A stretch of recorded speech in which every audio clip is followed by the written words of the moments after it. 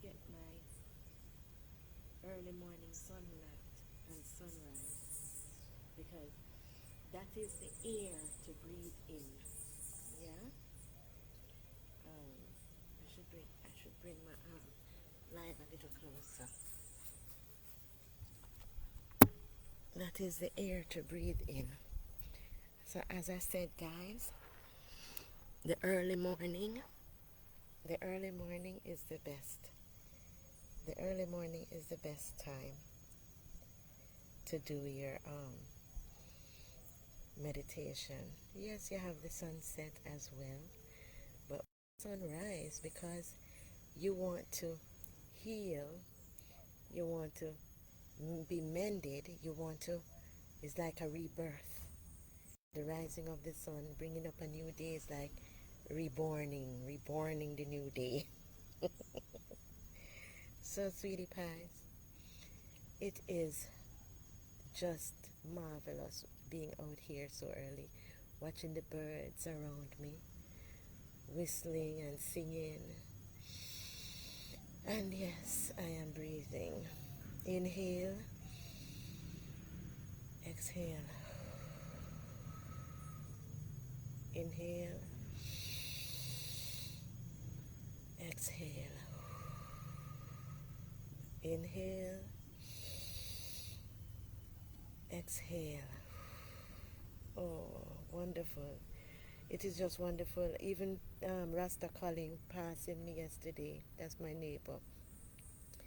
He was like, always picking on me, but he was like, I hope you still remember to do your breathing. Your breathing, because that's the only thing that's going to help you to get well when you're done sick on yourself. I say, yes, Rasta Colin, yes, Colin. So thank you. I say thank you for the reminder because in all things you give appreciation, and when the Lord puts certain people in your spheres and in around your environment, there is a reason, there's a purpose. So yes, sometimes you get so upset because him pick on you and them do all sort of negatives. And sometimes when you do meditations, like what I do and communicate with the universe and the spirits around, then those little voices will say, then Chrissy, I think it was time to stop and take a rain check at where you are. Because it beats the purpose to work so hard and then at the end of the day you're sick and popping down. You work hard to drop dead, and I don't think that is what we want. We want, when we work hard, we can enjoy the fruits of our labor. And taking the vaccine Wednesday, I know a lot of people say, because I have people in my environment that is anti-vaxxers, them don't take the vaccine and them don't like those things. They prefer, to heal with the natural remedies and the self-healing therapy bond with the universe. And it works.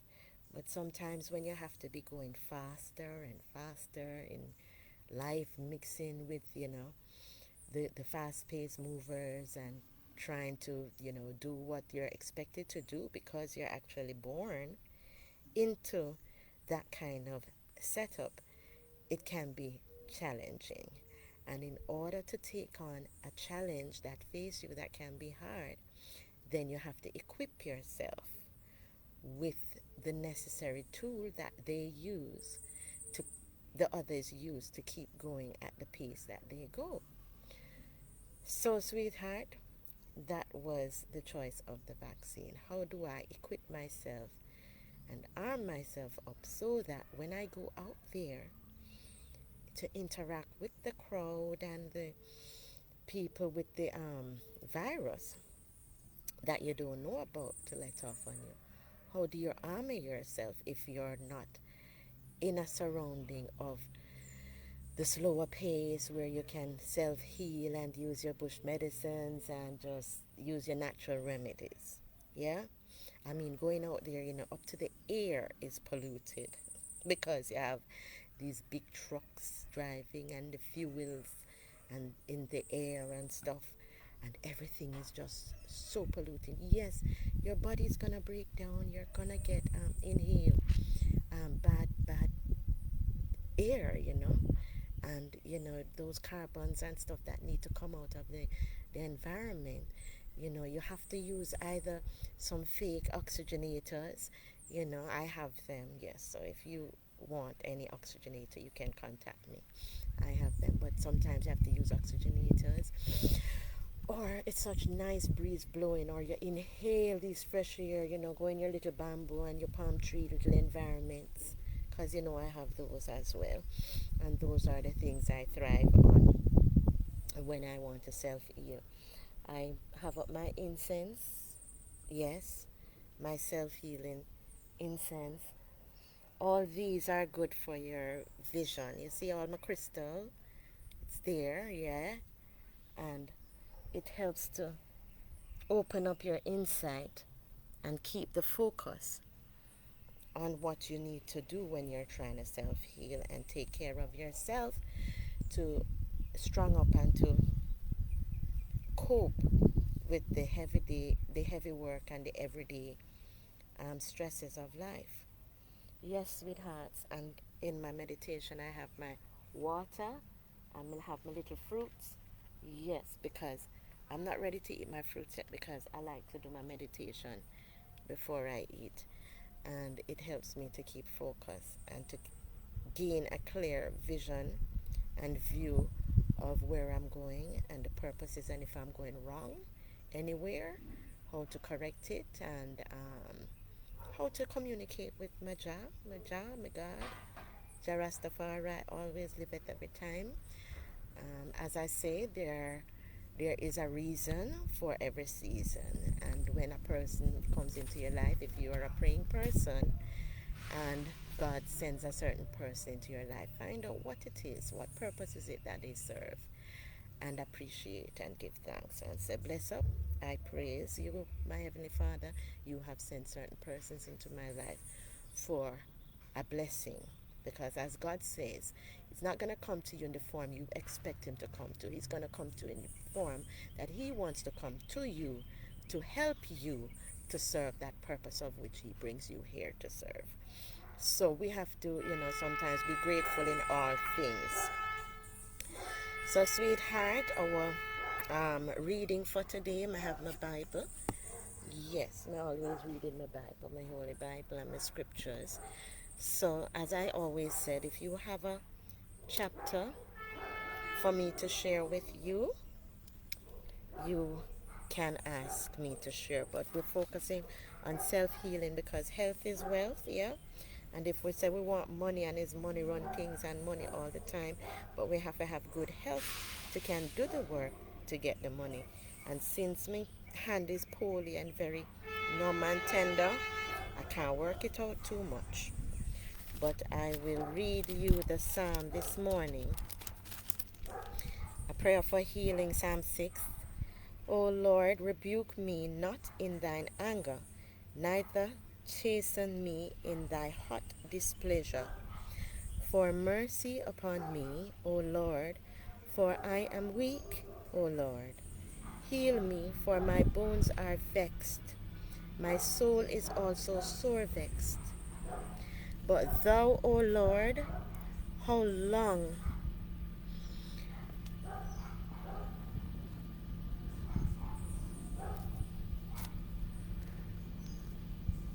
Okay, I put down my thingy here. Oh, yeah, get my head in. Where was I? Verse 2. Have mercy upon me, O Lord, for I am weak. O Lord, heal me, for my bones are vexed. My soul is also sore vexed. But thou, O Lord, how long? Return, O Lord, deliver my soul. O save me for thy mercy's sake. For in death there is no remembrance of thee. In the grave who shall give thee thanks? I am weary with my groaning all the night. Make I my bed to swim. I water my couch with my tears.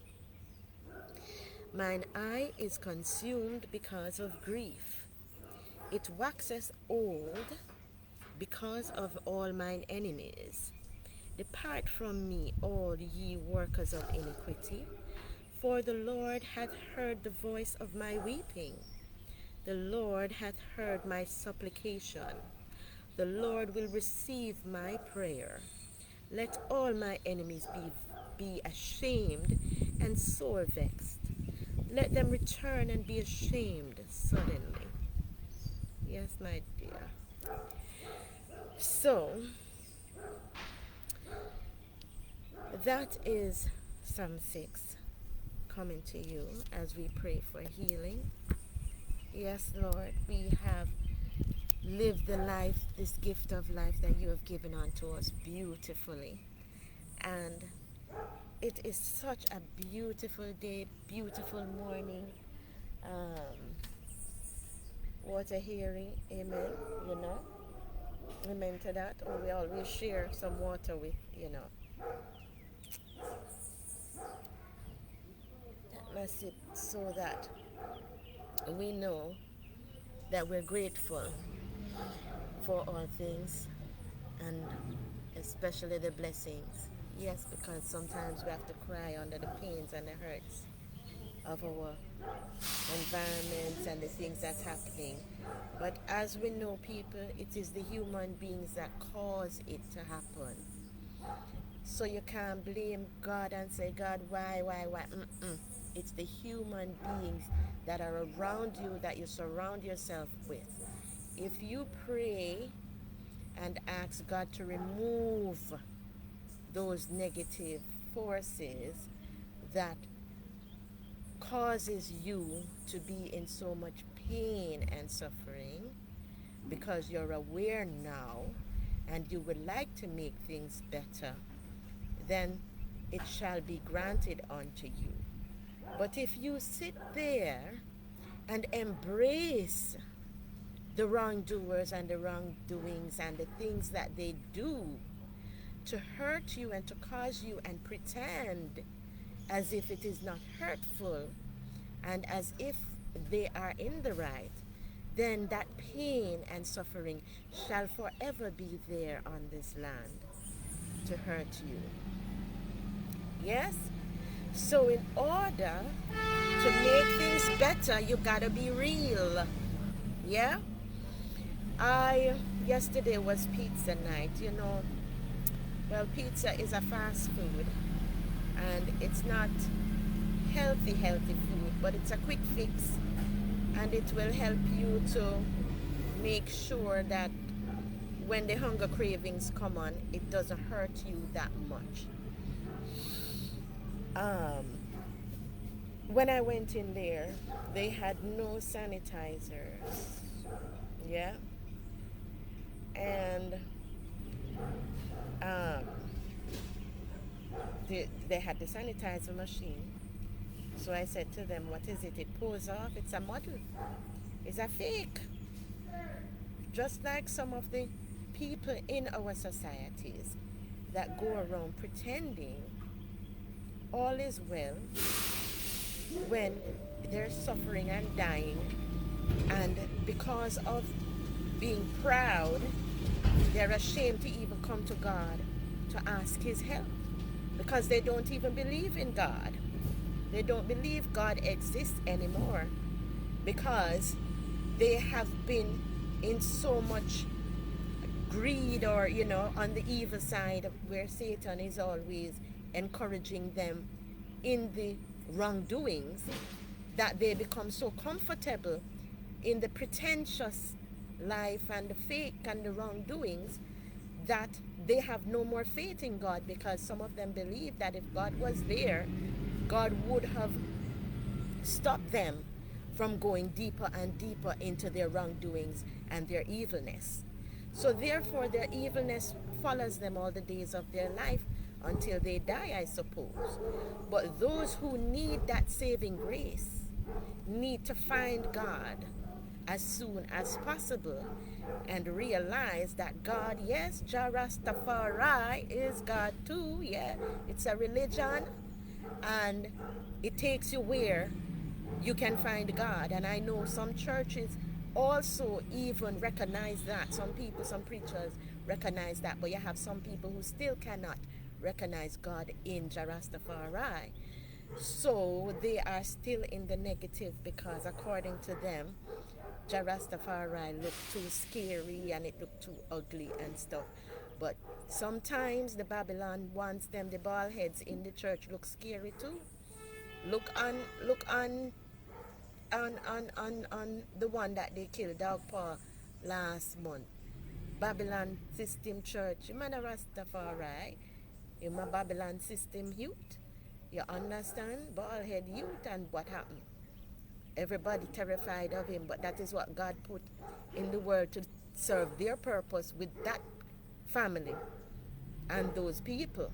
So God comes in all different forms to everybody as they pray for the help of what they need. So you should not embrace people only because they look pretty or they look like you or whatever, because sometimes they look like you and it's Satan send them come in disguise because them know say he might have dress them up in a certain way for you to embrace them so they can mash you up, hurt you, destroy you.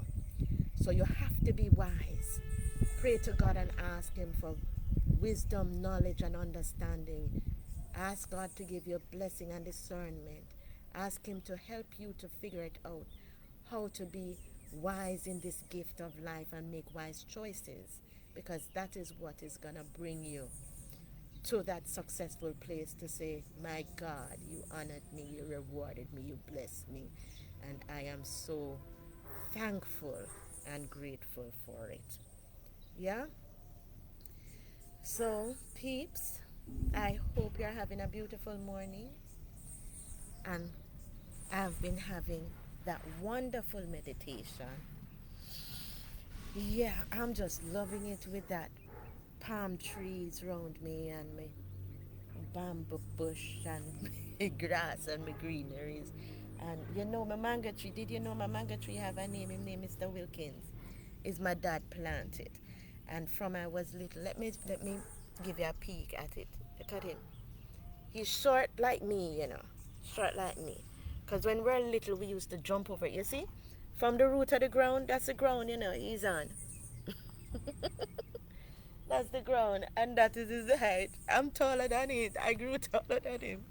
But my dad, Mr. Wilkins, planted it, and we used to jump over it as kids.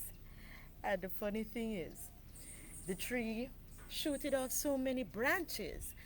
And I refer to this tree because I love it so much because it's my dad. And because it shoots off so much branches and it was always blooming and flourishing, feed the whole of downtown mangoes. It feed the whole of uptown mangoes. When we're ready, we all could carry mangoes to Westmoreland and feed the way how Mr. Wilkins was sharing. But he grew so big because he expanded himself. You know, the branches is where um, children come from.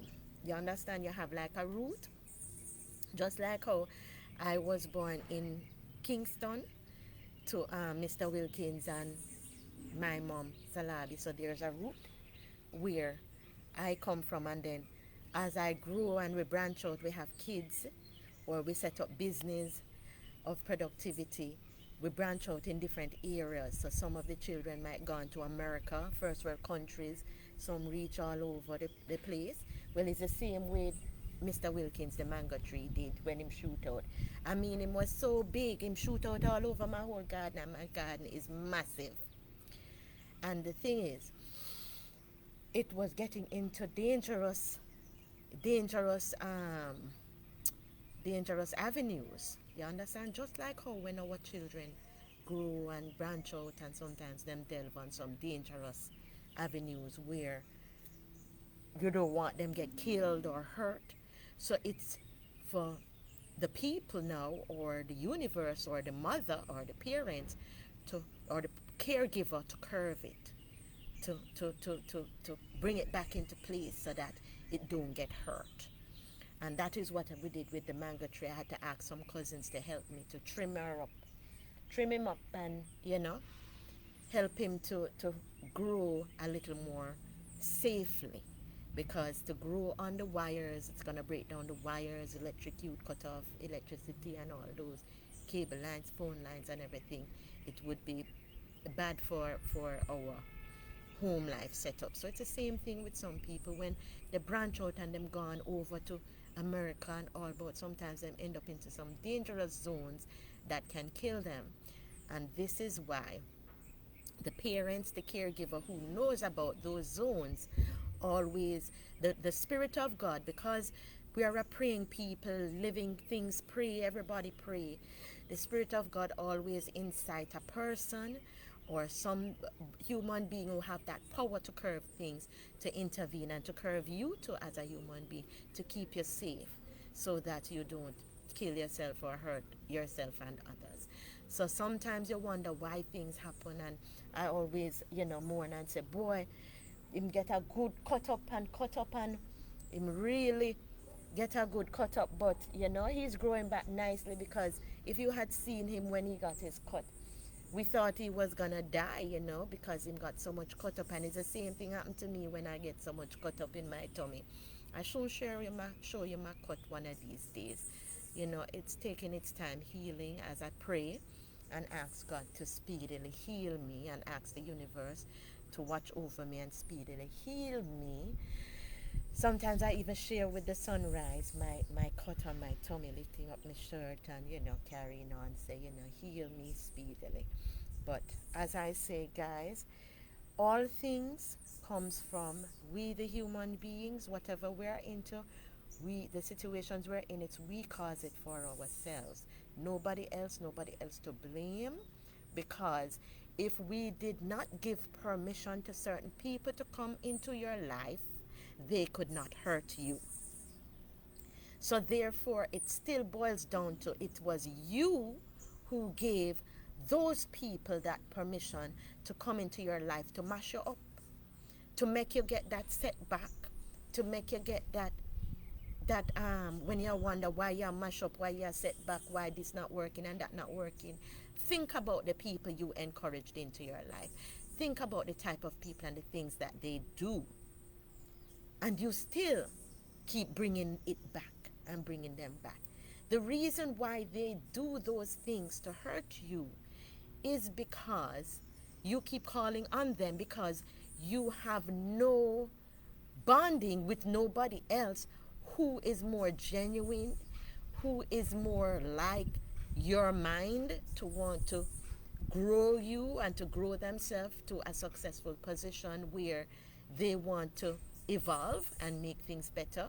So you keep bringing those people back into your life, of whom you feel you're accustomed to, because you're saying there is nobody else out there in the world that is good and that will be able to serve you better than that of which you already know, which is not true. Because in life, there is so many successful people doing their thing that they're doing wonderfully. And if those people exist, it has to be they have the know-how, they have the blessing, and that is where they want to go, why they chose to do that route and choose the route of success. Because you have some people don't want to be successful. Some people is quite comfortable being in a dumpster, being in a messy scenario. As I said to myself several times, my home is my haven. That's where I find my comfort zone, the place where I live and reside. So it is most comfortable for me when it is clean.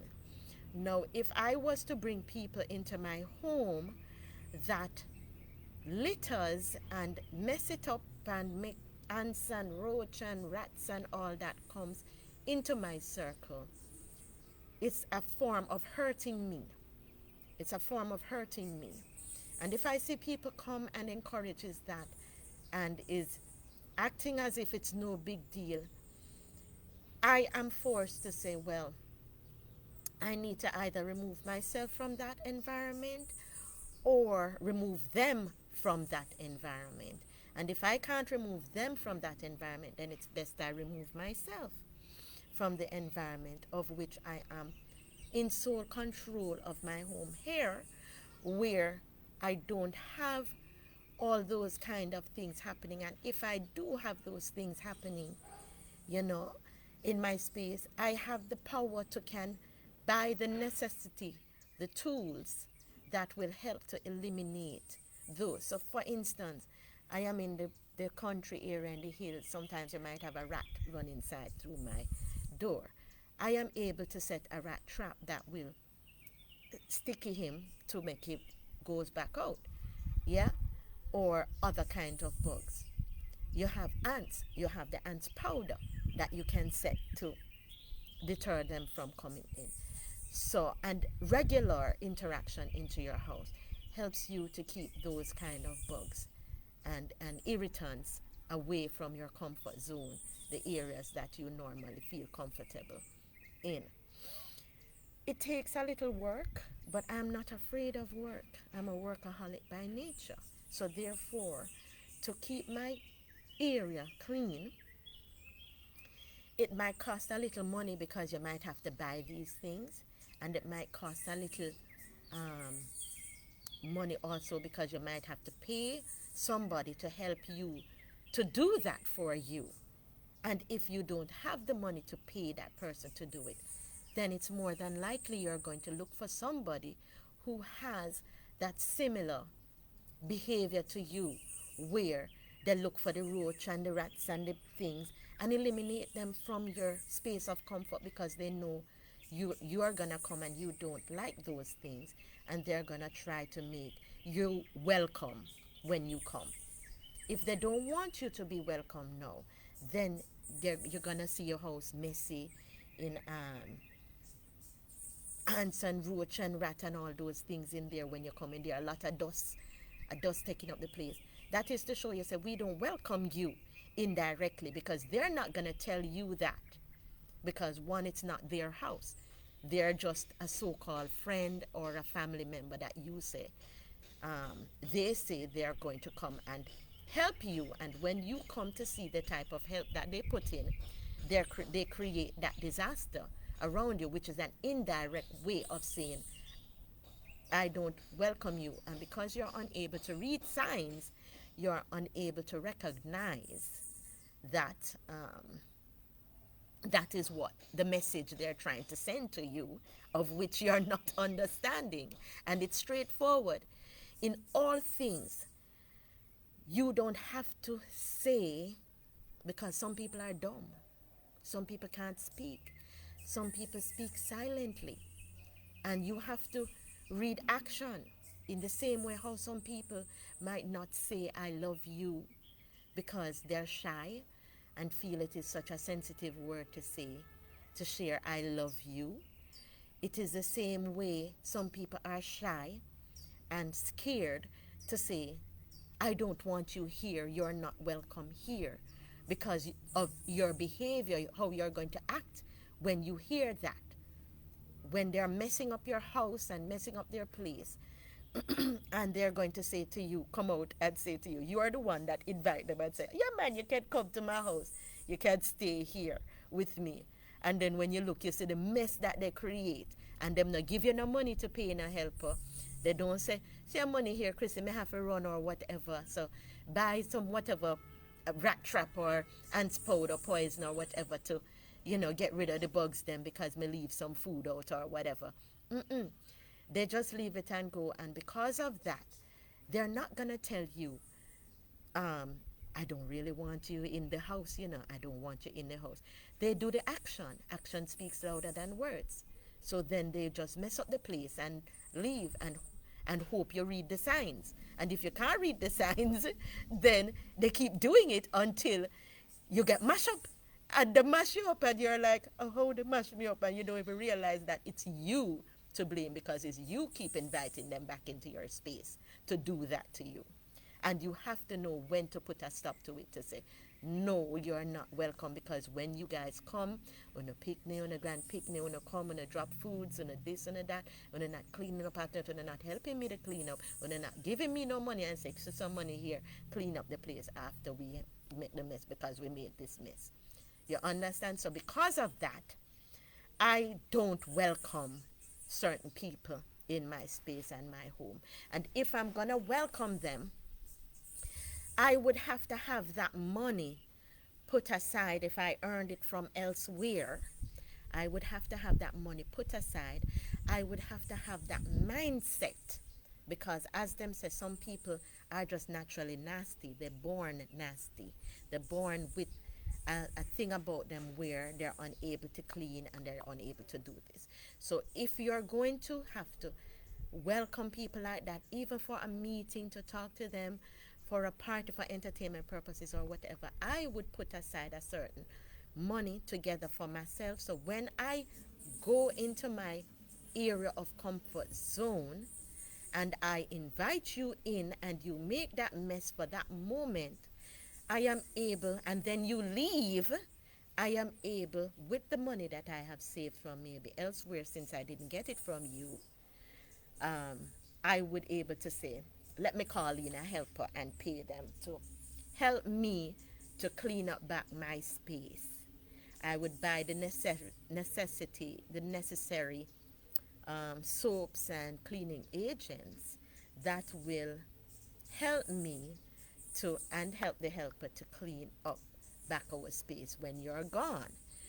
But it would not be a permanent thing, since for you to be there with me, since I have to get my money from a different avenue to clean up after the mess you make, because you're not helping me with it, right? So that's just a simple explanation of what is happening to our world and our society. I just scaled it down to the home, because most of our education and our teaching comes straight from the home first. That's where it should be. As I see where some people was sharing that they're not being paid fairly for teaching and educating people, and they're teachers for over 50 years and more. And all I am to say is that teaching profession sometimes may not pay some people, because I am a teacher as well. I've been a teacher for practically all my life. But the way I look on it is that I teach myself now. Yes, I have taught many other people and they use what I taught to benefit themselves, which is rewarding enough, because seeing them flourish and doing well out there with whatever it is that I had taught them is still a lesson for me to say, if I had that potential to teach them something as a child and to watch them utilize what they have learned and take themselves out there in the world and make a positive impact on the world and have been independent enough to do something for themselves, then why not? And if I feel I'm not being benefited from it, then my God of the universe have incited my mind to show, why not teach yourself it too and make yourself flourish, instead of depending on them, that of whom you have taught, to give back to you, so you would depend on them. We have to take another approach as teachers, as educators, to try and invest in yourself as well. Don't sit there and take your all. I warn you. I warn you, because I hear the voices, yes, and get the insights and have the experience. Do not take up your all and educate others and neglect yourself. There comes a time in your life when you see you're not reaping the rewards of being a teacher, or from what you have taught and educate others from, you need to teach yourself too and invest in yourself too, because you can't lose off of you. That is the best investment ever, when you invest in yourself and you can reap the rewards from yourself. Yes? So, ladies and gentlemen, my Facebook peeps, as you peep into me, I will go and try and do some of my stretching exercise. Yes, I still have the gloomy feeling and the pain up feeling of the vaccine, since it was recent. It haven't worn off into my system yet.